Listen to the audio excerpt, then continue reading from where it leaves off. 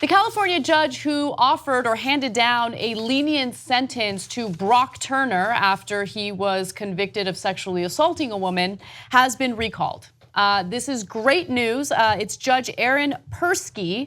And this case had everything to do with a young college student named Brock Turner who was caught sexually assaulting an unconscious woman behind a dumpster.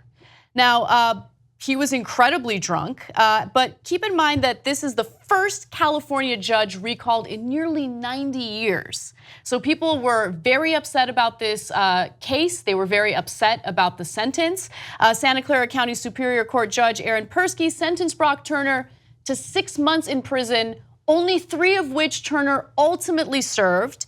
And to make matters worse, get a load of what the judge cited in this ruling. Persky cited that Turner's age, his and the victim's intoxication at the time of the assault, and the potential severe impact prison could have on Turner's life. Yeah, I feel like some people still don't get this case. Most people do, right? But it's the disparity in treatment. So how often are judges going around going, well, this young black kid from the inner city, I'm worried about how it could impact his life for just, as Turner's dad put it, just for 20 minutes of action. Now, look, that's a very poor choice of words, certainly in this context, but put aside the bad choice of words, think about the concept. Well, anything could be considered 20 minutes of action. Well, in 20 minutes of action, I wound up killing 3 people. We're gonna judge my whole life on 20 minutes of action, right? Yeah, because that was a really bad 20 minutes. And it wasn't 20 minutes of action, it was 20 minutes of sexual assault. That's right, behind a dumpster. And right. So, you look at a young African-American kid who might be drunk or high, and you go, a lot of the judges go, oh yeah, and put them away, that's how they are. You look at a young, rich white kid, and they go, well, I mean, he was drunk. You see the disparity, and it happens all across the country all the time. So that was a concern here. Now, I know some folks are concerned about this recall because they're worried that it's going to lead judges to be tougher on everybody. If that's the lesson they get, you should then recall all of them. That's right. Because it isn't about, hey, you're not sufficiently tough on all criminals. It depends. That's your job to judge and make judgment calls. Was it a really serious crime like sexual assault, or was it smoking a joint, which is not a serious crime? And please stop looking at it, even if you put race aside, based on income disparities. So a judge relates to a rich kid who is going to a good school and goes, there, but for the grace of God, I remember being drunk at my good school, and he looks just like people I know, et cetera. And these are most of the time, and now people are angry at me for calling it unconscious bias, and they think, no, there's evil people in the world.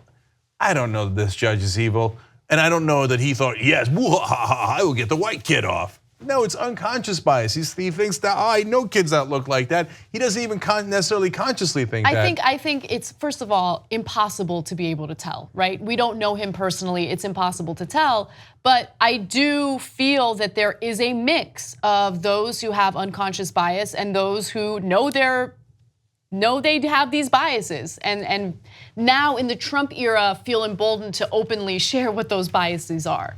So these folks that are worried about now judges are going to be tougher because of this. A lot of people. I've seen a lot of articles. Those people that are concerned about it, that shows even more of the problem.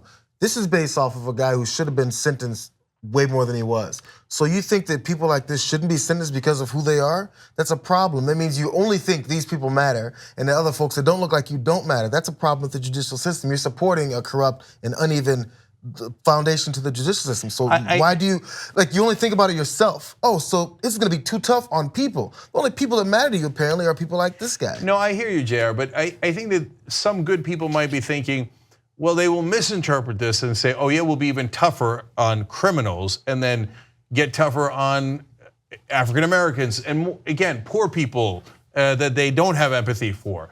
And I understand that, but God, if they do that, Jesus, then they're terrible judges and really, really should be recalled. If you look at this and the lesson you get from this is, I need to be tougher on blacks. Oh, Jesus Christ, or on poor people, then God, you are unfit to be a judge because you're very dense. Look, there are definitely concerns about judge being overly punitive, and I totally understand that. And I do think that people who bring up that point have their hearts in the right place. But remember, when it comes to this specific story, it wasn't just about the sentence that he handed down to Brock Turner. At the time, there was extensive analysis in previous sentences that he gave to people of color. Right? And so this is not about, oh, he's being too lenient overall. This was specifically about him being incredibly lenient to a man, to a man who had been caught sexually harassing an unconscious woman. He only served 3 months behind bars. When you really think about it,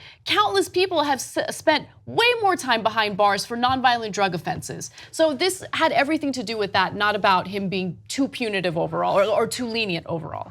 Yeah, and so bottom line is whether his bias was conscious or unconscious, it was prevalent and clear. And so if you're gonna serve justice, you have got to do it even-handedly. And if people take away, hey, judges better be careful, 1.3 million people signed this petition, and people are watching to see if they're going to be unjust, good, that's a pretty good lesson to learn. You only take away from this that you should be really harsh on all criminals no matter what, if that's the lesson you wanted to hear anyway, because that is not the lesson that people wanted to give. They wanted to talk about justice, and that's what this was about. 2 easy ways to follow the Young Turks. One is hit the subscribe button down below, then you're a TYT subscriber, and second is ring the bell. And when you do that on YouTube, you're notified of our videos.